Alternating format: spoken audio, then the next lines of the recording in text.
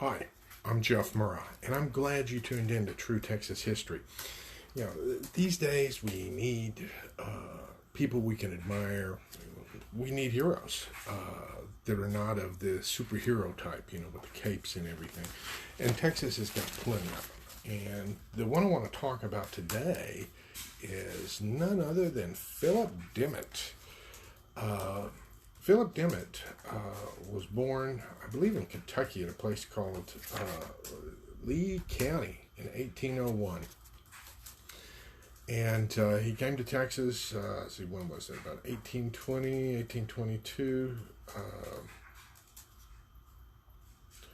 1822.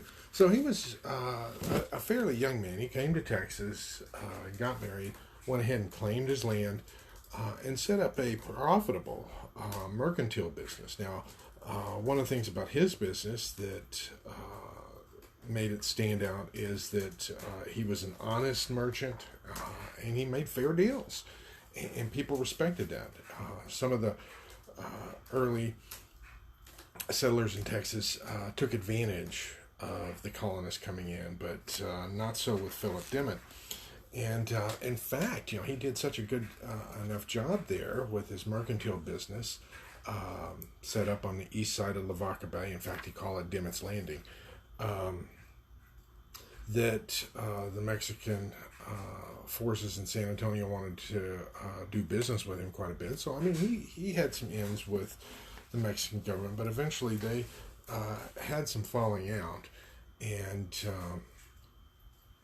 in 1835, he hooked up with Collinsworth, another early Texas hero, and the two of them concocted this plan. Hey, let's go down here and seize the garrison at Goliad, which they did, and seized it fairly readily. During the night, they took advantage of the men visiting the local bordello and stormed the place and got in. And, on taking it over, some of the locals didn't care much for Dimmitt's command style. He was very smart, but he was also, I guess what some people would say, bossy, because he wanted things done, and he knew how serious the situation was in 1835 as revolution was brewing.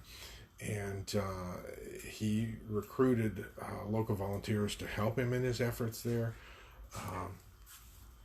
At one point, he came up with his own flag, which was a variation of the Mexican tricolor, except, it said Constitution of 1824, to try to appeal to the Tejanos. In fact, when he was there at Goliad, he set up what amounts to a board of director to go ahead and command the garrison and what was going on there. And it included many Tejanos, and many of the Tejanos had gone ahead and joined with him in taking Goliad, but they didn't want to sign any official paperwork. So, records there, a little sketchy, but he was very innovative and progressive in his thinking at the time. Now, he saw the threat of the Mexican army there at Fort Lipetlan, and to go ahead and put it in perspective, after the whole episode of Gonzales happened, you had the taking over of Goliad, and he was literally kind of expanding its influence because he saw the threat that if a Mexican army invaded Texas, it would need to be supplied from the sea. And one of the ports that they would supply from would be over there near Victoria and the Goliad area. So he went ahead and saw the critical need to keep control of that area, was involved in the action there at Fort Lipetlan, and then later on came up to San Antonio to participate in the final charge of the Siege of Bear, where the Texians went ahead and liberated the city from the Mexican army. Then he went back to Goliad, and there's some speculation he might have brought that flag with him. I don't know. But when he went back to Goliad in December, there was another flag made. A lot of times it's referred to as the Dimmit flag, the bloody arm flag, where you have a red arm.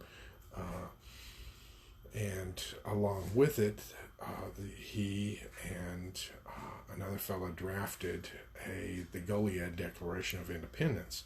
Now, some of the Texas leaders did not approve of this because they felt like it was seeking independence too early. So he had a Declaration of Independence in December, whereas the Washington on the Brazos episode did not happen until March. But he was still down there at Goliad. People didn't like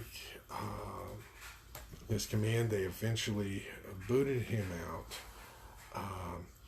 And he had some volunteers. And he tried to reach the Alamo, could not reach it. He did reach Gonzales to find the city was occupied by Mexican troops. There was a little bit of fighting, and he went on down to the coast, and there on the coast he helped a lot of refugees go ahead and escape. Then he managed to catch up with the main body of the army with the runaway scrape, and participated in some of those actions. Now, after the war, he was elected a justice down there and served.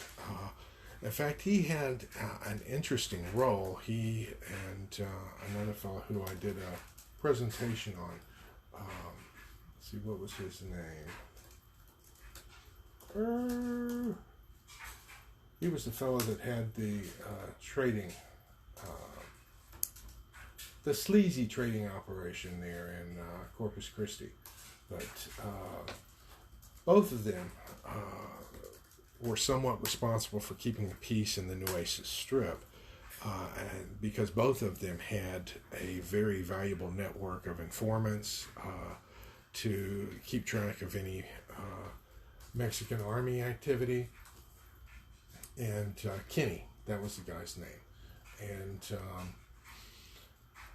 so in 1841, he was kind of minding his business at the mercantile store. A Mexican expedition came in. They took him captive and dragged him down to Mexico. President Lamar worked at attempting to get his release. They were not about to release him. If anything, they were agitated by him being there, and there were death threats against him. In fact, he was there at Saltillo with the escape that happened there that I talked about just the other week.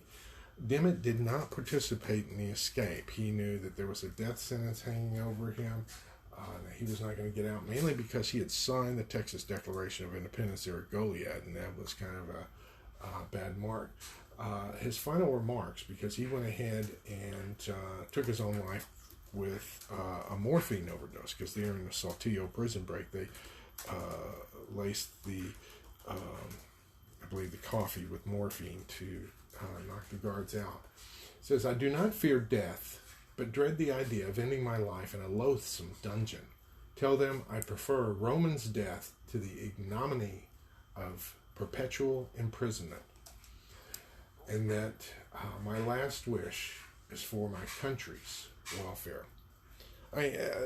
These are words. You could take it straight out of one of the Roman dramas, and thus Phillip Dimmit ended his life.